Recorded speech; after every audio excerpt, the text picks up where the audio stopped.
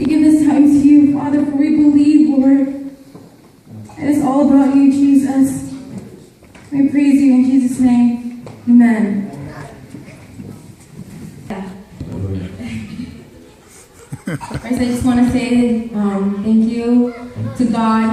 Saya mau mengucapkan terima kasih untuk Tuhan. That I'm only standing here, it's only because of Him. Saya ada di sini hanya karena Tuhan. I would also like to thank my parents Saya juga mau berterima kasih kepada orang tua for saya giving me this opportunity, yang memberikan kesempatan ini bagi saya, who believes in me, yang percaya kepada who saya, supports in me. yang mendukung saya. I just know that it's all because of Jesus. Saya Amen. tahu semua itu karena Yesus. Amin. I actually, in the car tadi, I was like Di mobil tadi saya seperti very soft voice. suara yang sangat lembut.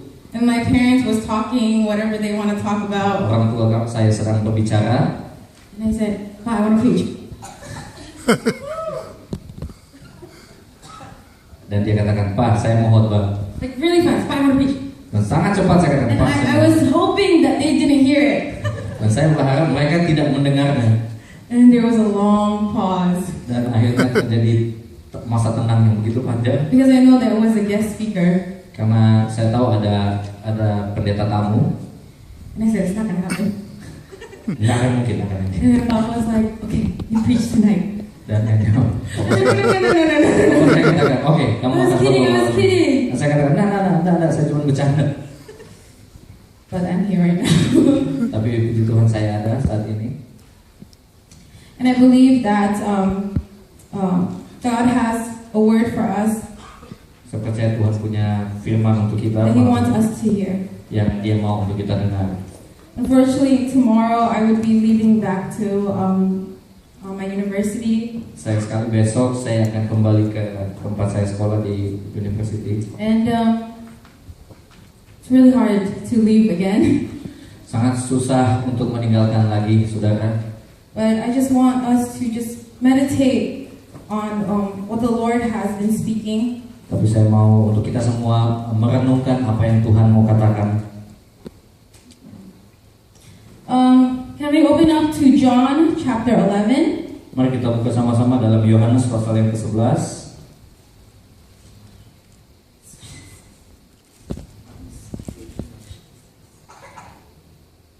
Now this passage is about Lazarus. Bab ini menceritakan tentang Lazarus About the death of Lazarus. atau kematian daripada Lazarus. Let us read from verse 1. Kita akan mulai baca dari ayat yang pertama, Yohanes pasal 11. Ada seorang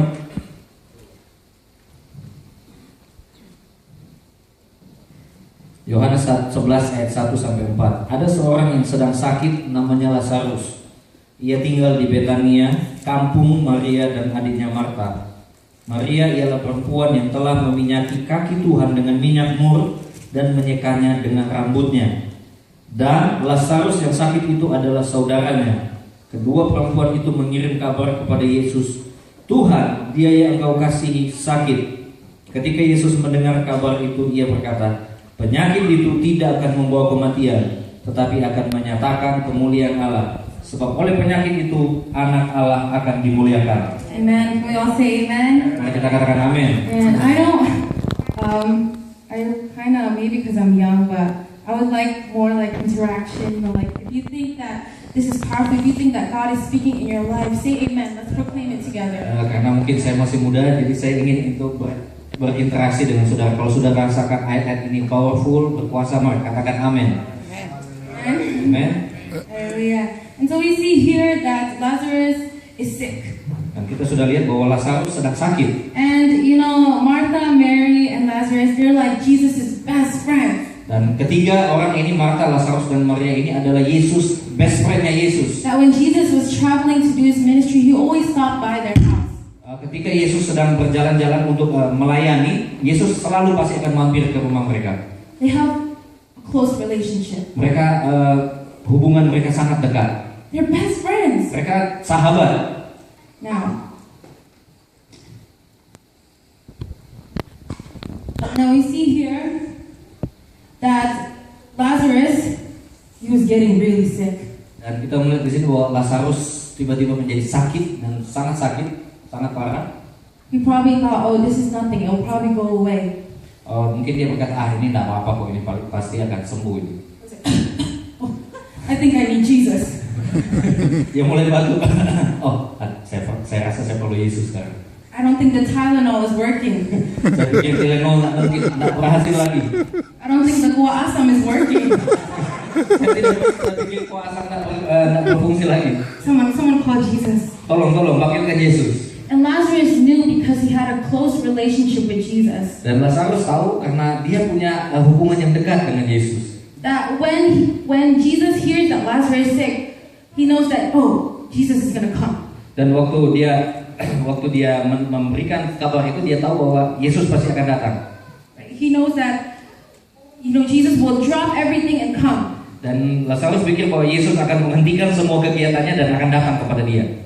Like my best friend, when they're in trouble or when they're sick, and they say, Mercy, I need you, I would come. Seperti sahabat saya, kalau mereka lagi dalam masalah atau sakit, Mercy, saya perlu kamu, saya akan datang. Or even if I'm busy and I see a phone call and I ignore it, but I see Mercy, I need you, I would call it right away. Atau mungkin saya sedang sibuk tapi saya melihat miss call, saya pasti akan telepon dia. Why? Because they're my best friend. Kenapa? Karena mereka adalah sahabat saya. And so we see here, let's move on to verse 5 and 6. Dan mari kita maju ke ayat yang 5 dan 6. Yesus memang mengasihi Marta dan kakaknya dan Lazarus. Namun setelah didengarnya bahwa Lazarus sakit, ia sengaja tinggal 2 hari lagi di tempat di mana ia berada. Wait. Read again. Verse 5. Baca ulang. Yesus memang mengasihi Marta dan kakaknya dan Lazarus. Namun setelah didengarnya bahwa Lazarus sakit, ia sengaja tinggal 2 hari lagi di tempat di mana ia berada. What? He stayed 2 extra days.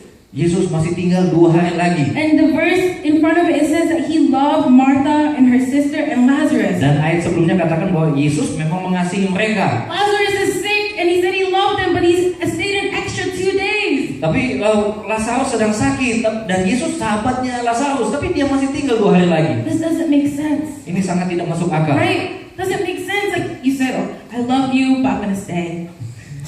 Sangat tidak masuk akal. Saudara katakan kepada orang, oh saya mencintaimu, tapi saudara tidak datang.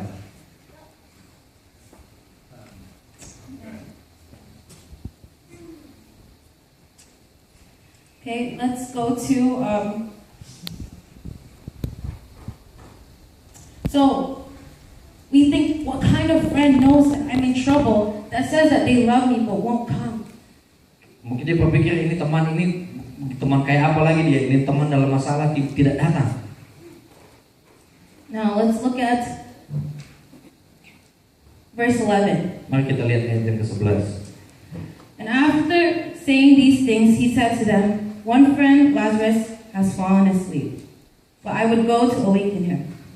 Demikianlah perkataannya, dan sesudah itu ia berkata kepada mereka, Lazarus, saudara kita telah tertidur, tetapi aku pergi ke sana untuk membangunkan dia dari tidurnya. And then verse 14. Dan ayat yang ke-14.